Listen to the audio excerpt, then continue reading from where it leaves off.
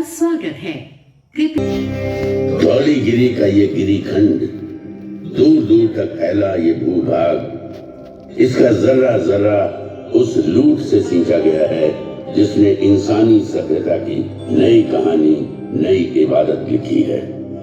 इस गिरीखंड में लोग मारे गए, कत्लो गारत हुए, हिंसा का ऐसा नंगा खेल खेला गया कि हिंसा करने वाले का मन भी भर आया।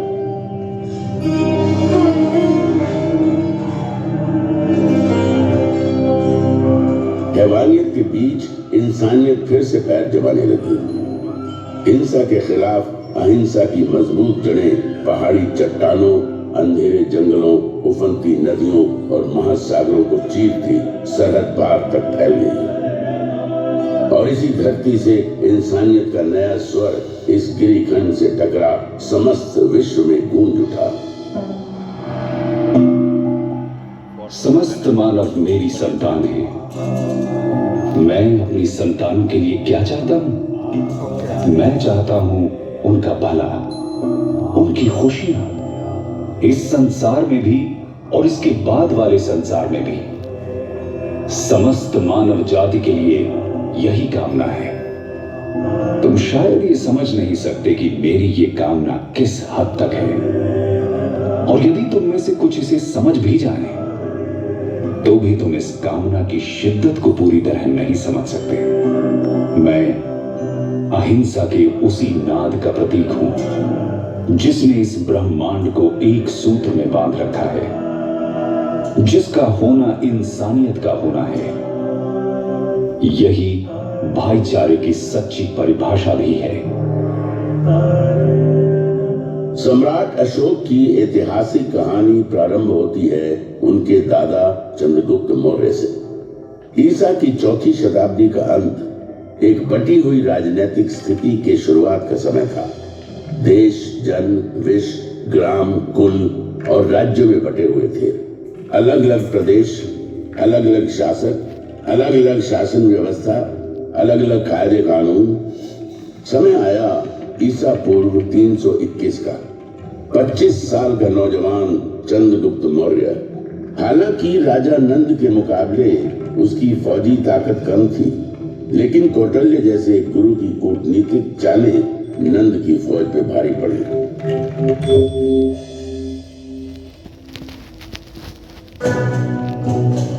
सुनो चंद्रगुप्त, तुम्हें अगर नंद का समूल नाश करना है तो धैर्य से काम लेना होगा, और जैसा मैं कहता हूं वैसा ही करना होगा।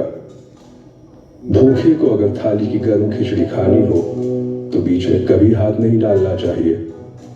इससे हाथ तो जलता ही है, मुंह भी जलेगा और पेट में छाले पड़ जाएंगे। इसलिए चंद्रगुप्त, खिचड़ी को किनारे से खाते हुए बीच की ओर बढ़ो। इस तरह बिना खुद को आहत किए तुम आखिरी दाने तक को खा सकते हो। ठीक उसी प्रकार तुम्हें नंद के राज्य पर विजय प्राप्त करनी है।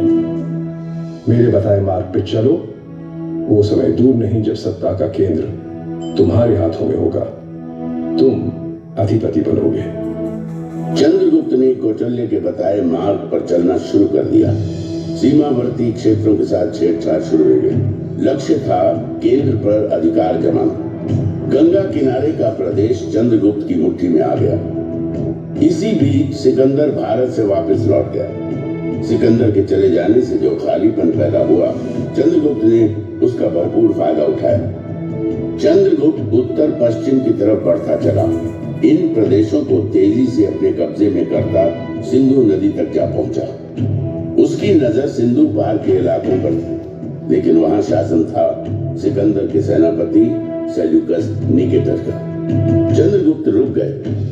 उनकी नजर मध्य भारत पर पड़ी। उसने नर्मदा के उत्तर में स्थित प्रदेशों को अपने कब्जे में ले लिया, लेकिन सिंधु पार के इलाकों को अपनी मुट्ठी में करने की चाहत अभी भी दिल में कसमसा रही थी।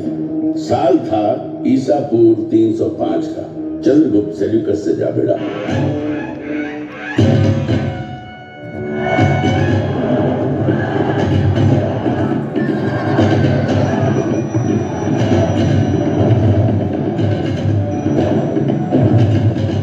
लंबी चली लड़ाई में जीत चंद्रगुप्त के नाम हुई और उसने सेल्यूकस को हरा सिंधु के बड़े भूभाग पर कब्जा जमा लिया। बंगाल से लेकर हिंदू कुश और हिमालय से लेकर नर्मदा तक के प्रदेश चंद्रगुप्त की छत्र छाया में आ गए। एक नए युग, नई व्यवस्था ने बीज से पौधे का रूप ले लिया। राज्य साम्राज्य में बदल गए और जन्म हुआ दुर्जय मौर्य साम्राज्य का। ऐसा कहते हैं कि अपने जीवन के अंतिम काल में चंद्रगुप्त मौर्य जैन सन्यासी बन गए। अपना साम्राज्य अपने पुत्र बिंदुसार को सौंप जैन मुनियों के साथ दक्षिण की ओर चले गए तथा जैन रीति के अनुसार अनाहार द्वारा अपने जीवन का त्याग कर दिया। चंद्रगुप्त के बाद बिंदुसार ने विशाल मौर्य साम्राज्य की बागडोर अपने हाथों में ले ली। चंद्रगुप्त के साम्राज्य विस्तार का सपना बिंदुसार का सपना बना। उसने दक्षिण पर आक्रमण कर मौर्य साम्राज्य का विस्तार सुदूर दक्षिण में मैसूर तक कर दिया। उसने बंगाल की खाड़ी और अरब सागर के बीच के समस्त प्रदेशों को जीतकर मौर्य साम्राज्य के अधीन कर लिया। भारत के विशाल भूभाग पर मौर्य के रथ की विजय पताका लहराते दौड़ने लगी। लगभग सारा उपमहाद्वीप मौर्यों के कब्जे में आ गया। सिर्फ एक क्षेत्र था जो अब भी उनकी पहुंच से बाहर था। वो था पूर्वी तट कलिंग। कलिंग आजाद अविजित था। उसने विजयी मौर्य रथों को अपनी सीमा में घुसने नहीं दिया था। कलिंग की सीमा पर अब भी कलिंग का ही ध्वज लहरा रहा था।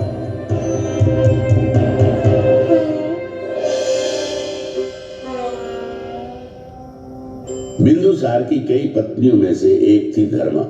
उसी के गर्भ से जन्म लिया बालक अशोक ने। अशोक के जन्म और उसके पराक्रम की भविष्यवाणी महात्मा बुद्ध ने पहले ही कर दी थी। एक ऐसा राजा इस धरती पर जन्म लेगा जो पराक्रमी होगा, धर्म ध्वजा को थामेगा और धर्म के विचार को सागर पार तक ले जाएगा। भविष्य अशोक की राह देख रहा था। अपने कई भाइयों में छोटा अशोक मेधावी था। गुरुओं की बताई बातों को फौरन समझ लेता। शस्त्र चलाने का खेल उसे खूब भाता था। दुश्मन के वार से किस तरह बचना है, शत्रु को कैसे अपनी तलवार के नोक के नीचे लाना है, ये कला उसने बचपन में ही सीख ली थी। शस्त्र कला के अभ्यास में वो अक्सर अपने बड़े भाई सुसीम को परास्त कर देता था।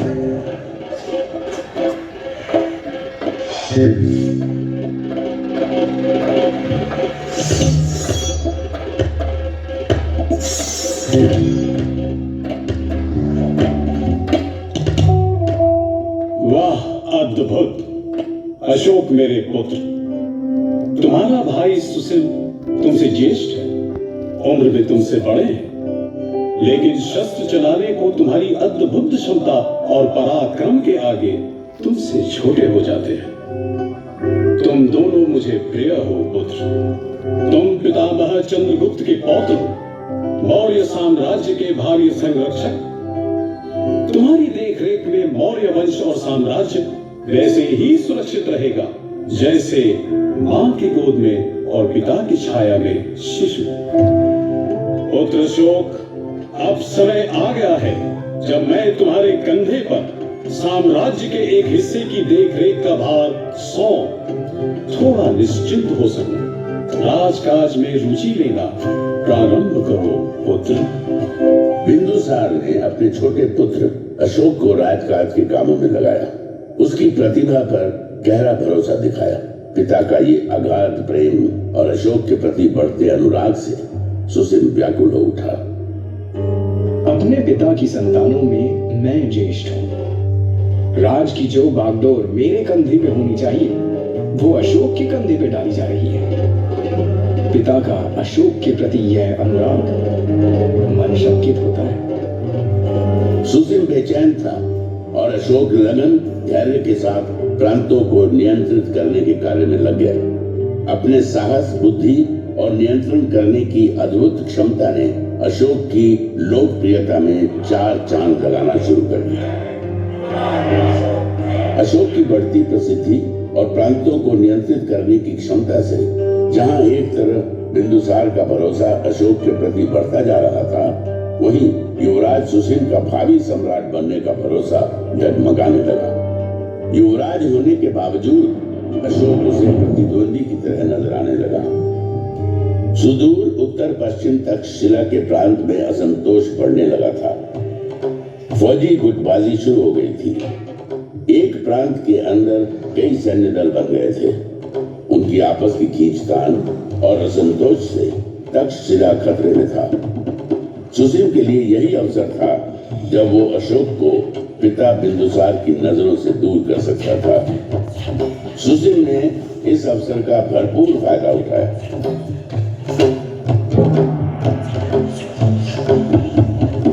तक्षशिला में बढ़ती अशांति और असंतोष ने मौर्य साम्राज्य को संकट में डाल दिया है। तक्षशिला की रियासतें आपस में शत्रुता पाली हुई है। रियासतों के सैन्य दल आपस में लड़ रहे हैं। यदि इसे शीघ्र रोका नहीं गया तो वह दिन दूर नहीं जब तक्षशिला मौर्य साम्राज्य के खिलाफ विद्रोह कर देगा। पितामह चंद्रगुप्त के साम्राज्य की रक्षा करनी है तो तक्षशिला के विद्रोह को शांत करना ही होगा। हम भाइयों में सिर्फ अशोक ही ऐसा है जो इस विद्रोह को शांत कर सकता है। इसलिए मैं आपसे आग्रह करता हूँ कि अशोक को यथाशीघ्र तक्षशिला प्रस्थान करने का आदेश दें। बिंदुसार ने अशोक को तक्षशिला में हो रहे उपद्रव और बढ़ रही अशांति को शांत करने के लिए तक्षशिला जाने का आदेश दे दिया। अशोक अपने बड़े भाई सुसीम की योजना से अनजान अपने दल बल के साथ तक्षशिला की ओर बढ़ चला।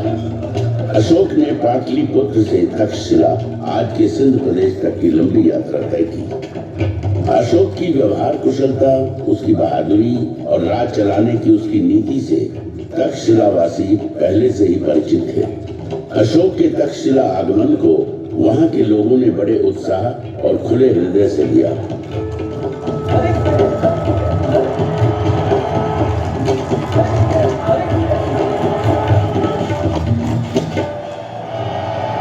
अशोक का जबरदस्त स्वागत किया गया। तक्षशिला की धरती पर न घोड़े दौड़ाए गए, न तलवार चली, न ही लहू बहा। अशोक के आगमन और उसकी व्यवहार कुशल राजनीति ने आपसी उपद्रव, मनमुटाव को बिना किसी युद्ध के शांत कर दिया। तक्षशिला की सफलता की खबर जब पाटलिपुत्र पहुंची तो सम्राट बिंदुसार का सर और गर्व से भर उठा। अशोक के प्रति स्नेह, अनुराग और आस्था महाराजा बिंदुसार के हृदय में बस गई। यही सुसीम के लिए चिंता की बात थी। सुसीम को उसकी अपनी सत्ता हिलती नजर आई। अशोक को अपने रास्ते से हटाना सुसीम का एकमात्र लक्ष्य बन गया।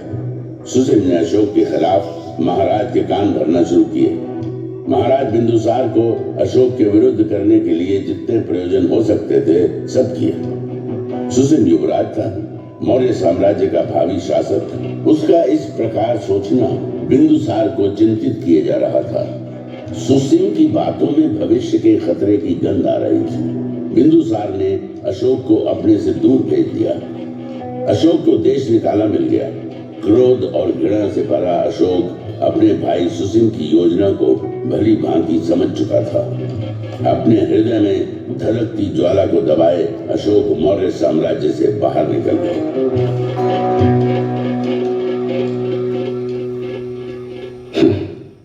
मौर्य साम्राज्य के महाराज जो मेरे पिताजी हैं, उनका संदेश आया है। पिता मुझे वापस लौट आने को कहते हैं। मौर्य साम्राज्य के प्रांत उज्जैन में भयंकर विद्रोह जो छिड़ा है। मेरे अपने ही भाई ने मेरे खिलाफ पिताजी के कान भरे, मेरे खिलाफ किया। यही पिताजी जो निमंत्रण देकर मुझे बुला रहे हैं, उन्होंने देश निकाला का आदेश सुनाते एक पल की भी देर नहीं की। यह कैसा संबंध है? क्या यह निमंत्रण सिर्फ इसलिए है कि मेरे भाइयों में विद्रोह को कुचलने का साहस नहीं? फिर तो युवराज सुसीम को कोई अधिकार नहीं कि वो मौर्य साम्राज्य की प्रजा पर राज करे। जो राजा अपनी प्रजा की भावनाओं, उनकी आवश्यकताओं को न समझता हो, उसे राज करने का अधिकार ही नहीं। एक बार फिर मेरा हृदय क्रोध और ग्लानि से भर आया है। मैं चाहूंगा उज्जैन अवश्य जाऊंगा। मौर्य साम्राज्य को मेरी जरूरत है।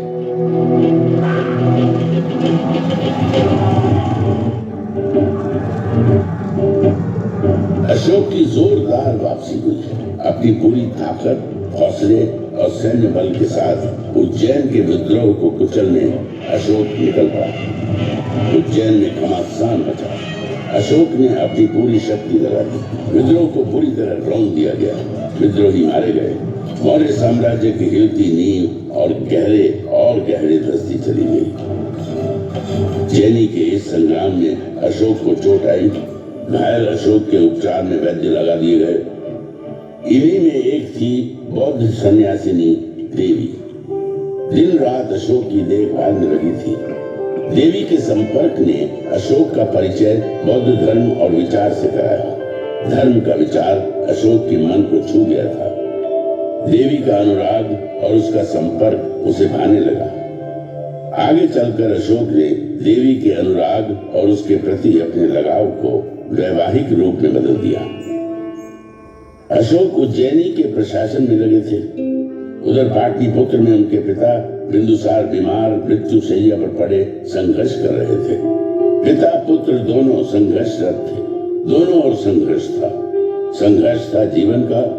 अशोक उज्जैनी के संघर्ष के विजयी योद्धा थे, लेकिन पिता बिंदुसार मृत्यु से अपने जीवन का संघर्ष करते आ गए। मृत्यु ने जीवन पर विजय प्राप्त की।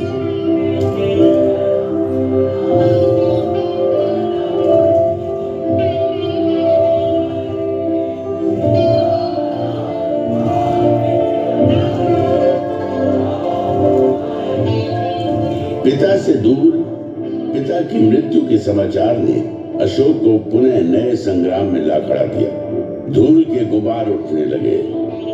मन में दुख करुणा का बवंडर सा उठ खड़ा हुआ। कई तरह के प्रश्न आपस में टकराने लगे। प्रश्न था आने वाले समय के मौर्य साम्राज्य के गौरव का। पिता नहीं रहे। मुझे पाटलिपुत्र लौट जाना होगा। पितामह चंद्रगुप्त और पिता बिंदुसार के विशाल मौर्य साम्राज्य के भविष्य पर पुनः अनिश्चय के बादल मंडराने लगे हैं। मौर्य साम्राज्य का शासन अपने ज्येष्ठ भाई सुसिम के कमजोर हाथों में चला जाने, राजकाज से दूर मैं चला जाऊं घने अंधियारे जंगल में। सुसिम के हाथों में मैं मौर्य साम्राज्य के विनाश को देख रहा हूं। हाँ, काल, तूने मुझे पुनः मझधार में ला खड़ा किया है। मेरा जीवन संघर्ष और उठा पटक का चक्र बनकर रह गया है। इससे मुक्ति नहीं। अशोक को साम्राज्य के भविष्य की चिंता थी। कई तरह के प्रश्नों ने आ घेरा था। वे उसमें उलझते चले जा रहे थे। तभी राधा गुप्त के नेतृत्व में अशोक को चाहने वाले मंत्रियों की एक मंडली आई। राधा गुप्त अशोक को भावी सम्राट के रूप में देख रहे थे। मौर्य साम्राज्य का भविष्य तभी सुरक्षित था जब उसकी बागडोर अशोक जैसे कुशल प्रशासक के हाथ में हो। यदि संघर्ष ही मेरी नियति है तो मैं लड़ूंगा। पितामह चंद्रगुप्त के साम्राज्य की परिभाषा की रक्षा के लिए लड़ूंगा। ये संग्राम महान मौर्य साम्राज्य के गौरव की रक्षा का संग्राम है। जो भी इसके रास्ते में आएगा मारा जाएगा। मौर्य गौरव की रक्षा करना मेरा प्रथम कर्तव्य है। इसकी राह में मेरे भाई, मेरे संबंधी जो भी आते हैं आने दो। अपने हथियार उठाओ, खोलो घोड़े, जो भी सामने आता है खत्म कर दो उसे। बहने दो खून की नदियां। चलो पाटलिपुत्र की ओर।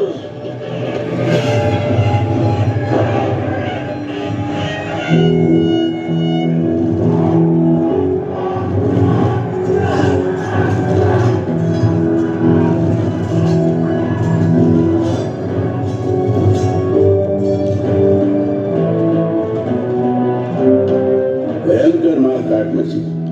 खून बहे। जो भी सामने आया मारा गया। अशोक ने साम्राज्य की खातिर अपने सभी भाइयों का कत्ल कर दिया। सुसिम मारा गया। मौर्य साम्राज्य का गौरवशाली मुकुट अशोक ने अपने माथे पर धारण किया। जीवन संघर्ष ने अशोक के मोम जैसे हृदय को पत्थर सा बना दिया था।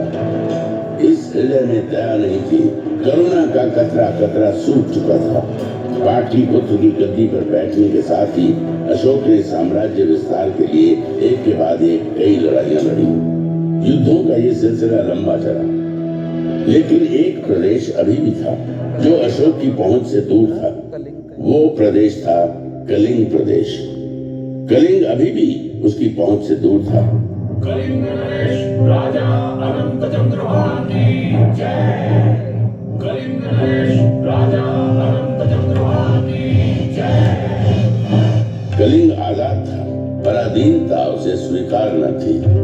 उत्तर भारत के समस्त राज्य अशोक के कब्जे में आ गए थे। पूरब में बंगाल और दक्षिण में कृष्णा नदी तक उसका साम्राज्य फैल चुका था। कौटिल्य के अर्थशास्त्र के अनुसार अशोक की राजधानी पाटलिपुत्र उस समय दुनिया के सबसे बड़े नगरों में गिनी जाती थी। 5 करोड़ से अधिक आबादी का सम्राट अशोक दुनिया के सबसे ताकतवर सम्राट के रूप में जाना जाने लगा। विजय जिसके माथे पर लिखी थी, जो अविजित था, अजय सिर्फ कलिंग का प्रदेश था जो उसके विजेता होने को चुनौती दे रहा था। कलिंग का इलाका जहां एक ओर स्थल मार्ग से जुड़ा था, वहीं दूसरी ओर सामुद्रिक मार्ग से भी। इसलिए राजनीतिक और सामरिक दृष्टि से वो महत्वपूर्ण बना हुआ था।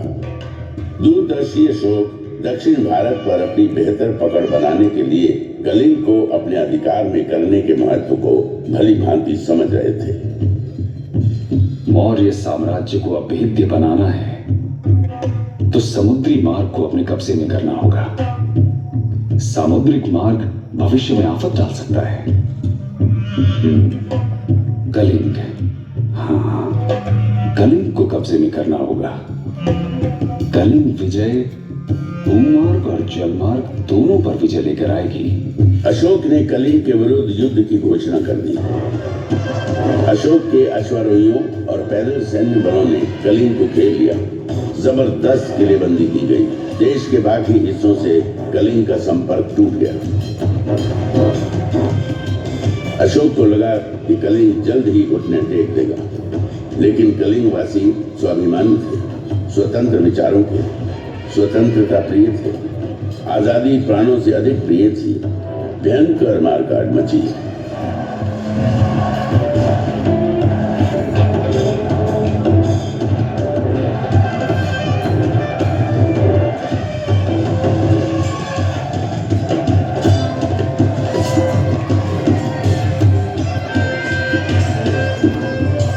कलिंग का यही प्रदेश संग्राम का केंद्र बना।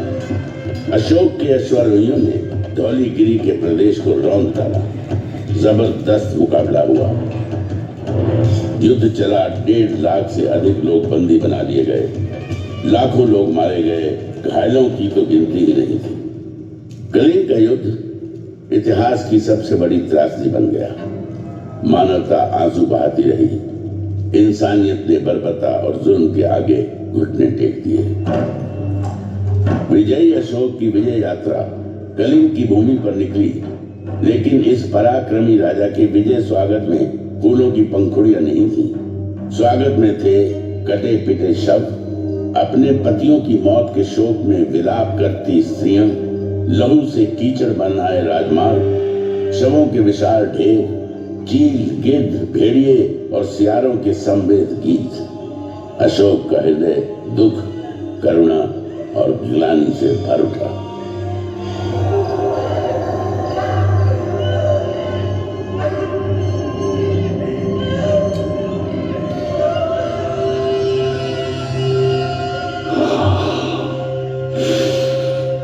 ये मैंने क्या कर दिया?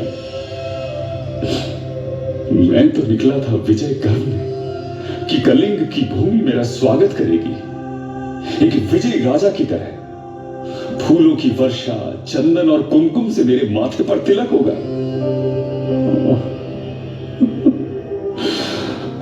अरे मेरे कर्म, मेरे मस्तक पर तिलक की जगह रक्त रंजित कीचड़ पुता है। मेरे स्वागत को पीछे मुर्दा शरीर, कटे हुए मानव अंगों के ढेर, सियार और भेड़िए गा रही हैं विजय गीत। वातावरण में सिर्फ दुर्गंध, मुर्दा शवों की दुर्गंध। क्या यही है मेरी यश भूमि? यही है मेरा पराक्रम? यदि विजय है ये, तो पराजय क्या?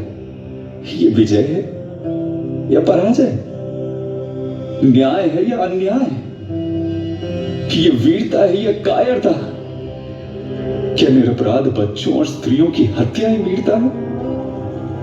मैंने जो किया है, क्या यही है मेरा साम्राज्य विस्तार और सहिष्णुता?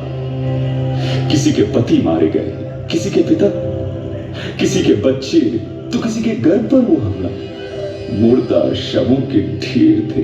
क्या किया मैंने? ये विजय प्रतीक है या पराजय की बू? ये मंडराते गिद्ध, चील और कौवे संदेश वाहक हैं उस दुराचारी की मृत्यु के जिसने ये कर्म किए। प्रभु, मुझे शांति कहां मिलेगी? मेरे प्रभु, अपनी शरण में ले लो ईश्वर, अपनी शरण में ले लो, मुझे थाम लो। प्रभु, शांति चाहिए मुझे, मेरे प्रभु, शांति चाहिए।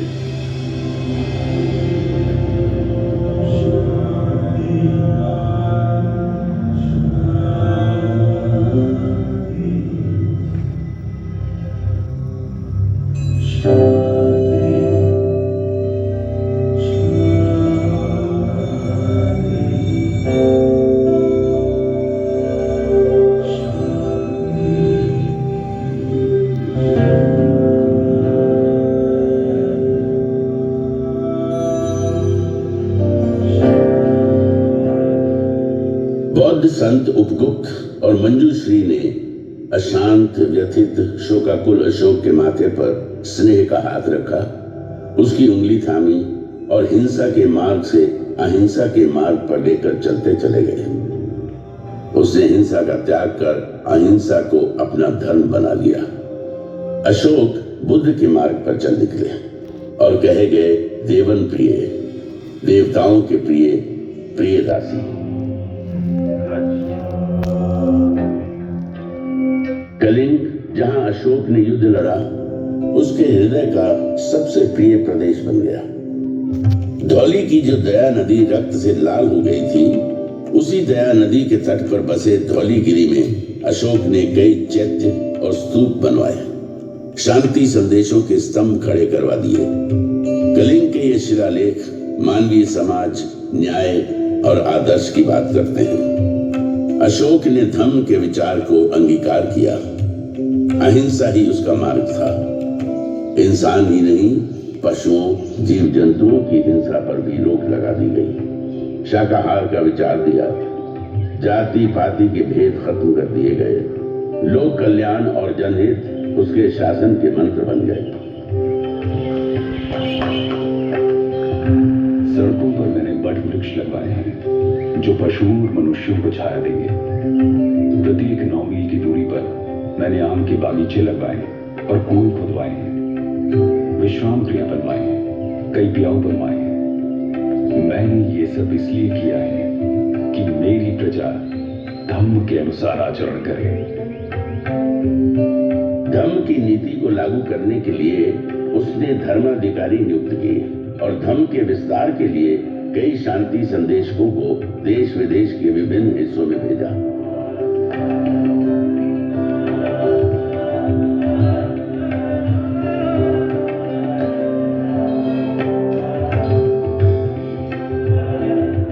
Sri Lanka, Nepal, Thailand, Egypt, Syria और मैसेडोनिया के इलाकों में अशोक के शांति दूत अहिंसा के विचार को लेकर गए और बुद्ध के विचार का प्रसार किया। लगभग 40 वर्षों तक साम्राज्य का संचालन करने के बाद 232 ईसा पूर्व में महान सम्राट अशोक ने देह त्याग दी। अशोक के शांति संदेश उसकी राजनीतिक समझ की गौरव गाथा कहते नजर आते हैं और आज भी अंधेरे में रोशनी फैलाने का काम करते हैं। संभवतः अशोक दुनिया का पहला ऐसा सम्राट था जिसने साम्राज्यवाद के विचार को लोक कल्याण और जनहित के संदर्भों में समझा और उसे लागू भी किया। हिंसा के विरोध में अहिंसा के बौद्ध दर्शन को जन जन तक पहुंचाया। धौली में अहिंसा का प्रतीक स्वरूप एक बौद्ध स्तूप और एक हाथी का स्वरूप यहाँ बना हुआ है, जो अहिंसा के उसी विचार का प्रतीक है। मेरे नाद में महान अशोक का नाद भी मिला हुआ है। मैं नाद हूं शांति का।